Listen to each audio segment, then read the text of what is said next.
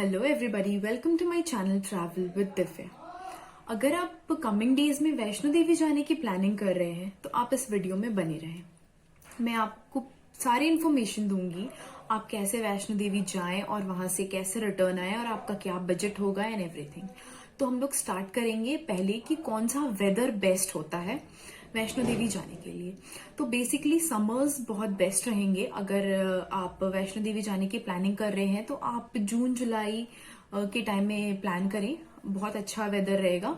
क्योंकि आप जब पहुंचोगे, मतलब जब कड़ी धूप होगी तो उस टाइम तो आपको काफी गर्मी होगी, बट आप जैसे ऊपर पहुंचोगे ना वैष्णो देवी के चौखट तक, तो वहां पे पहुंच के मौसम बहुत प्लीजेंट हो जाता है। तो आपको वहां पे ऊपर जाने में, चलने में तो आपको ज्यादा वो गर्मी नहीं फील होगी, तो आपका मौसम काफी प्लीजेंट रहेगा ऊपर पहुंचने के बाद। तो इसलिए गर्मी ज्यादा प्रेफरेबल होगा मेरे अकॉर्डिंग। और अदरवाइज अगर आप वैष्णो देवी में स्नोफॉल देखना चाहते हैं तो आप श्योरली विंटर्स में जाएं। इसके अलावा सेकेंड पॉइंट होगा आपका, ये 3 दिन का ट्रिप होगा, 2 to 3 डे एनफ है वैष्णो देवी जाकर वहां से नीचे आकर रेस्ट करके वापस अपने घर जाने के लिए। और तो फिर हम लोग स्टार्ट करेंगे। बेसिकली आप ट्रेन, बस और फ्लाइट यूज कर सकते हैं। तो फ्लाइट तो आपको श्रीनगर छोड़ेगी, तो श्रीनगर से आपको कटरा के लिए बसेस मिलती हैं, तो आप कोई भी बस ले सकते हैं वहां से। और जहां तक बात हुई ट्रेन की, तो ट्रेन, बहुत सारी ट्रेन अवेलेबल है अलग अलग टाइम में, अलग अलग ड्यूरेशन उनका टाइम लगता है। जैसे कि 8.5 घंटे से 11 घंटे तक का वो टाइम लेती हैं। जैसे कोई ट्रेन 8.5 घंटे लेती है, कोई 10 घंटे, तो उस तरीके से आपको अलग अलग ट्रेन अलग अलग टाइम पे मिल जाएगी। और उसके अलावा एक ट्रेन है जो 6.5 घंटे में आपको पहुंचा देगी जम्मू, दिल्ली से जम्मू। उस ट्रेन का नाम है वंदे भारत। वो हर दिन चलती है एक्सेप्ट ट्यूसडे, तो आप वो ट्रेन भी यूज कर सकते हैं अगर आप ट्रेन से ट्रैवल करना चाहते हैं और अपने टाइम भी सेव करना चाहते हैं। तो उसके बाद जैसे आप जम्मू पहुंच जाएंगे तो जम्मू से कटरा के लिए बहुत सारी बसेस आपको मिल जाएंगी। आपको रेलवे स्टेशन के बाहर ही बसेस खड़ी हुई रहती हैं और आपको एक नॉर्मल बस 200 रुपीज के अराउंड मिलेगी, जो 2 आवर्स का टाइम लेगी और आपको कटरा पहुंचा देगी। जैसे आप कटरा पहुंचे, आप आराम से वहां कुछ भी खा पी सकते हैं। शॉपिंग के लिए काफी अच्छा वहां का माहौल है और वो काफी छोटी जगह है, तो आपको खाने पीने की चीजें सब आसपास मिल जाएगी। आपको ज्यादा दूर दूर कहीं नहीं जाना पड़ेगा। होटल्स, धर्मशाला सारे अवेलेबल हैं। आप धर्मशाला में भी रुक सकते हैं। धर्मशाला के चार्जेस 400-500 के आसपास होते हैं। और होटल के लिए भी आपको 500 to 1000 के बीच में, आपको 700-800 के अच्छे डिसेंट रूम मिल जाएंगे। और अगर आप हाई रेंज में जाना चाहते हैं तो 1200 तक आपको अच्छा रूम मिल जाएगा। आप अगर ऑनलाइन बुकिंग नहीं भी करते हैं तो आप वहां पहुंच के भी होटल खोज सकते हैं। बेसिकली वो सीजन पे डिपेंड करता है, तो होटल्स मिल जाती है क्योंकि वहां पे बहुत सारी होटल्स अवेलेबल है। और आप नीचे पहुंच के फ्रेश हो सकते हैं। और जैसे आपने सोच लिया कि चलो अब मुझे ऊपर जाना है, तो आप, एक काउंटर है वहां पे आपको अपनी आईडी चेक करानी है और अब वो आपको एक स्लिप देंगे। वो स्लिप आपको कैरी करना है। ऊपर जाने के टाइम एक जगह चेक पोस्ट आता है, वहां पे वो चेक होती है, तो वो स्लिप आप अपने पास कैरी करें और उसे आप जरूर से जरूर वहां काउंटर से अपने आधार कार्ड या पैन कार्ड, कोई भी आपके आईडी प्रूफ दिखाकर आप ले सकते हैं। और वो हो गया। उसके बाद आप फ्रेश वगैरह होके आप चाहें तो क्लोक रूम में अपना सामान रख सकते हैं, क्योंकि आपकी जो जर्नी होगी वो अराउंड 15-16 आवर्स की होने वाली है, पूरा ऊपर जाके वापस आने तक की। तो उतने टाइम आप अगर अपने रूम का खर्चा बचाना चाहते हैं तो आप अपना सामान क्लोक रूम में सबमिट कर सकते हैं।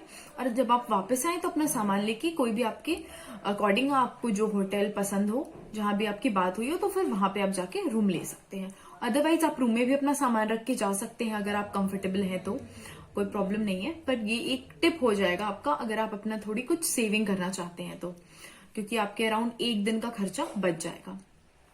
तो फिर आप जैसे वहां पहुंच जाएं, आपने अपना फ्रेश वगैरह हो गए, आप अपनी जर्नी स्टार्ट करते हैं। तो आप जैसे आप अपनी जर्नी स्टार्ट करेंगे, स्टार्ट करने की 1.5-2 घंटे के बाद, 1.5-2 घंटे, आई कैनॉट कैलकुलेट इन, मैं आपको किलोमीटर्स के अकॉर्डिंग तो मैं बता नहीं पाऊंगी, मैंने कैलकुलेट नहीं किया, पर 1-1.5 घंटे आप काफी एनर्जेटिक रहेंगे। जैसे आप चढ़ना स्टार्ट करेंगे तो आपको कोई प्रॉब्लम नहीं आने वाली है। तो आप कुछ चढ़ाई करने के बाद आपको मिलेगा बाण गंगा। ऐसी मान्यता है कि वहां पे नहाकर अपनी जर्नी स्टार्ट करना काफी शुभ होता है।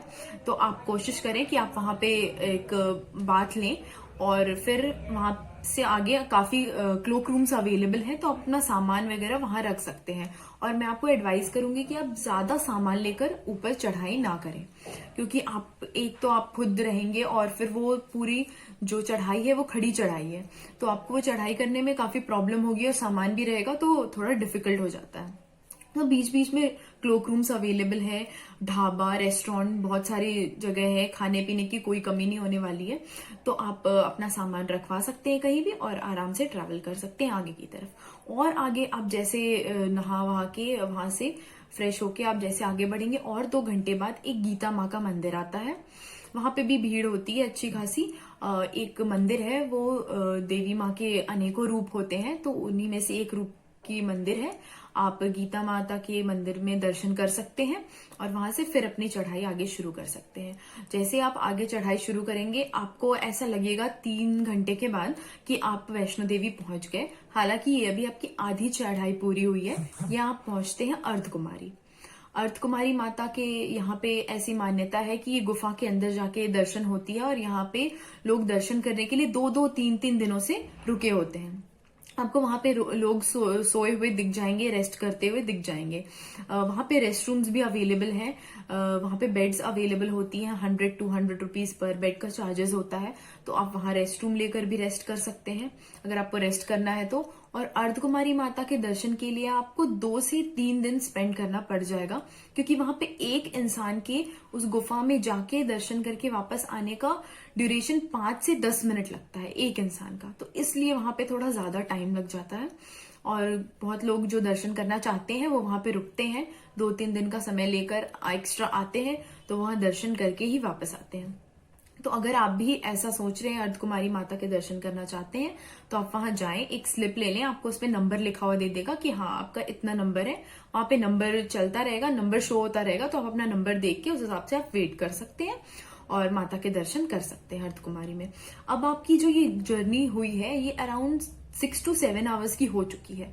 तो अब आपको और 6 to 7 आवर्स की जर्नी करनी है, आगे ऊपर जाना है और तब आप माता के दरबार में, वैष्णो देवी के दरबार में पहुंचेंगे। तो वहां से भी आप जर्नी करेंगे तो यहाँ से और चढ़ाई जो है वो और खड़ी हो जाती है। हालांकि एक रास्ता बन गया है, अर्धकुमारी से एक सीधा रास्ता बन गया है जो 2-3 किलोमीटर एक्स्ट्रा है। खड़ी चढ़ाई जितने किलोमीटर की होगी अर्धकुमारी से वैष्णो देवी तक, उसके हिसाब से ये 2-3 किलोमीटर एक्स्ट्रा है, पर ये सीधा रास्ता है, बिल्कुल फ्लैट है, तो आपको चढ़ने में इजी होगा। तो आप उस रास्ते को भी चूज कर सकते हैं ताकि आपको ज्यादा थकान ना हो। और हालांकि अब तो खड़ा रास्ता सिर्फ खच्चर और घोड़ों के लिए छोड़ दिया गया है। खच्चर और घोड़ों से याद आया, आप चाहें तो नीचे से खच्चर घोड़े ले सकते हैं, नीचे से बीच रास्ते से कहीं से भी मिल जाएगा आपको। उसकी अप्रॉक्स प्राइसिंग वही 700, 800 या 1500 के अंदर तक ही आएगी। तो अलग अलग जगह पे आपको खच्चर मिल जाएगा, जहां से आपको लगे कि मुझे ले लेना चाहिए आप ले सकते हो। और फिर अर्धकुमारी से अगर आप पैदल जाना चाहते हैं तो आप वो रास्ता पकड़ ले जो नया बना है, और अगर घोड़ा लेना या खच्चर लेना चाहते हैं तो आप ये वाले रास्ते से ले सकते हैं। उसके बाद आप और चढ़ाई करके जैसे आप वैष्णो देवी के वहां माता के दरबार में पहुंचेंगे तो वहां आपको बहुत सारी दुकान मिल जाएगी प्रसाद के लिए। एक वैष्णो देवी श्राइन है, आपने देखा होगा, जो वैष्णो देवी से आते हैं उनके पास एक बैग होता है, उस पर ऐसा लिखा होता है, तो वो वाली श्राइन पे भी प्रसाद मिलता है, तो आप वहां से प्रसाद ले सकते हैं। अदरवाइज आप किसी शॉप से प्रेफर करते हैं तो आप वहां से ले सकते हैं। और आपको अपनी फोन पर सारा कुछ सबमिट करके ही माता के दर्शन करने होंगे, तो वहां भी काफी लंबी लाइन होती है। तो उसके लिए भी आपको लाइन में लग के क्लोक रूम में अपने मोबाइल पर सारा कुछ सबमिट करना होगा और फिर आप जाके दर्शन कर सकते हैं। तो वहां आपको थोड़ा टाइम वहां पे लग जाएगा, अराउंड 1 घंटा 1.5 घंटा, कभी कभी उससे ज्यादा भी लग जाता है, जैसी लाइन हो उसके अकॉर्डिंग। फिर आप माता के दर्शन कर सकते हैं। और जब आपने देवी माँ के दर्शन कर लिए, दर्शन करने में ज्यादा टाइम नहीं लगता है क्योंकि वो फटाफट आपको ज्यादा देर रुकने नहीं देते हैं। आप बस एक बार मत्था टेका और बस आप निकलो, ऐसे वो लाइन आगे बढ़ते रहती है, तो आपको वहां पे ज्यादा टाइम नहीं लगेगा। आप जी भर के माता रानी को वहां देख लें और उनके दर्शन कर लें। और ऐसी मान्यता है कि माता के दर्शन के बाद भैरव बाबा के दर्शन जरूर करें, तब आपकी यात्रा पूरी मानी जाती है कि आपने जो ये यात्रा की है आपका सफल हुआ या फिर कंप्लीट हुआ एक तरह से। तो उसके लिए भी आपको और भैरवनाथ तक जाना होगा। तो भैरवनाथ के लिए कोई सीधा रास्ता नहीं है, उसके लिए आपको वो सीधी खड़ी चढ़ाई ही करनी होगी, जो अगेन 1.5 से 2 घंटे का होता है।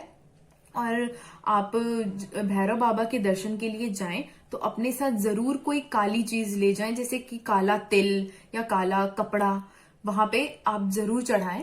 वो भी ऐसा बोला जाता है कि वहां चढ़ाना काफी अच्छा होता है।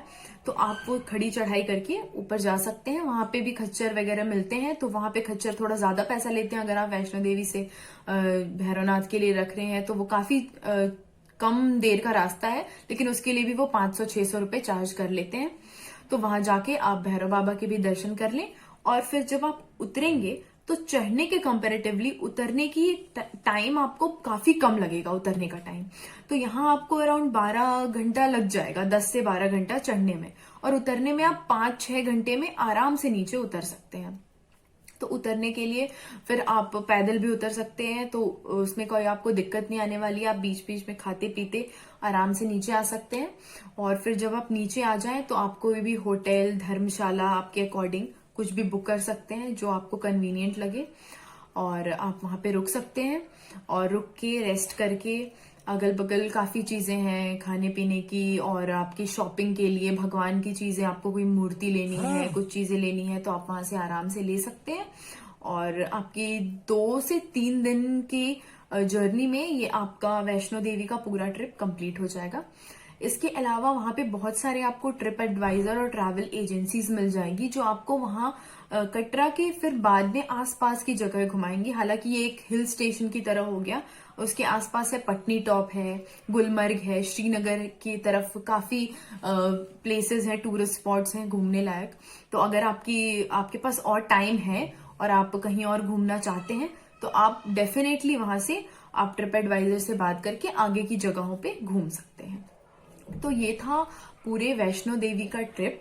और आपका बजट पर पर्सन 4 से 5 हजार मैक्सिमम खर्च होगा अगर आप बजट टू बजट चलते हैं, कोई फिजूल खर्च नहीं करते हैं और अपनी जर्नी को, हालांकि आपको जर्नी के थ्रू कोई पैसे खर्च नहीं होने वाले। जो आपका मेन खर्चा है वो होटल में होगा, आप जो रूम लेते हैं जिस तरह के रुकने के लिए, खाने पीने का खर्चा होगा।